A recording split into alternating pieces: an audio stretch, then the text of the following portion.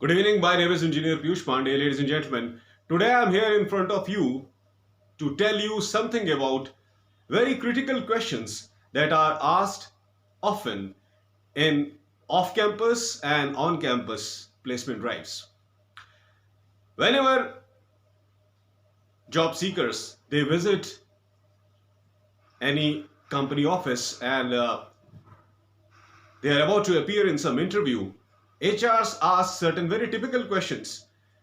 Although I have made videos earlier also related to the interview questions which are being asked in campus placement drives or off-campus placement drives, today I have come with a set of few more questions which are highly crucial, and these questions are highly beneficial for the people who are about to join corporate sector, who are about to face the face-to-face round. And this is the list that I have prepared. I will tell you all the questions very briefly. Now, first question is, create an imaginary difficult work situation and tell us how you will overcome it. I would like to repeat the question, ladies and gentlemen, very crucial.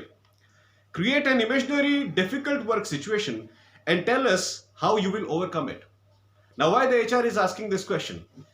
By asking this question, HR clearly wants to know that how deep your knowledge is related to your task. Because if you are having deep knowledge related to your task, only then you will be able to frame difficult questions related to that. Now, if a person knows completely about his task, if a person knows completely about the technology on which he is operating, only then he will be able to frame typical question, because if he is having good knowledge of technology, he will know each and everything related to that particular machinery, that particular task. That's why the HR is asking this question, because the HR wants to know that how deep is your knowledge related to your job role. That's why please answer this question very thoroughly. Now, let me talk about the second question. Who do you think are our main competitors? Who do you think are our main competitors? Now, why the HR is asking this question? Straight away, the HR wants to know that how much you know about the organization. And how much you know about the organization, it not only depends upon what you know about the organization and what the organization is doing, but you should know each and everything about the company. Who are the competitors of the company? Who are the vendors and distributors of the company? Who are the third-party partners of the company? So, in reference to gaining knowledge about the organization, you have good knowledge of what the company is doing, plus you should have good knowledge about the competitors of the organization, about the vendors and distributors of the organization, because they collectively work together towards a common direction. That's why try to study the website of the organization very thoroughly to answer this question appropriately. Now let us move on towards third question. Third question says, looking back, would you change anything to improve any of your previous projects?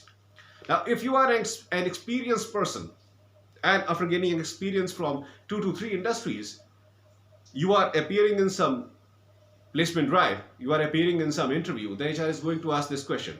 That since you have already worked in 2 to 3 organizations, or you are having good experience of working in practical form, you might have worked on different types of projects. So what do you think about the previous projects that you have done? Were those projects highly successful, or do you think that something should have been done to bring more better results? How will you answer this question? In order to answer this question, you must say that wherever I have worked and whatever projects I have done, they were highly successful projects. We were able to work on those projects very successfully, and we were able to gain the desired results. And setbacks are the part of life. I will not say that those projects happened in one go. We faced setback, but by learning from those setbacks, we devised new means, and then we were able to overcome our problem and again make the project successful. So we faced the problem, but we were having the courage to eliminate that problem. We implemented everything in order to eliminate that problem, and then we stood successful. This is how you should answer this question. Next question says, how would you fire someone? How would you fire someone? Suppose you are holding a higher position in some organization, and you are having power to fire an employee. How will you fire that person? Now, ladies and gentlemen, firing is a case when a person does something wrong inside the organization. He does something offensive, which is not beneficial for the growth of the organization, or which is very harmful for the finances of the organization or the overall reputation of the organization. So if a person is doing something like this, only in that case the person is fired from the organization. So how will you answer this question, that how would you fire someone? Okay, you have been given a responsibility that yes, you are having authority to fire anyone if anybody does anything wrong, and you are supposed to fire that person, no doubt. But how will you fire that person? Will you straight away say that okay, you are not a good employee for the organization, so you can go, we don't want you? Or you will put enthusiasm in the personality of that person by saying that okay, although whatever you did, it was wrong, it was offensive, and by the rules of our organization we have to fire you, but still I will request that please don't do these things again. I will briefly like to summarize that what were the reasons for which you were fired, so that you can clearly understand that what were those reasons. And I request you not to repeat the same mistake again, because if you repeat the same mistake again in other organizations, they are also going to fire you, because whatever you did, it was absolutely wrong. As a thorough employee, as a genuine employee of the organization, you must realize your mistake, and you must be committed towards yourself that you are not going to repeat those mistakes. So very politely, in response to this question, you will say that very politely, I will explain the entire matter to the person to whom I am firing, and I will put some kind of enthusiasm in the personality of that person, so that the person leaves the organization with a happy mood.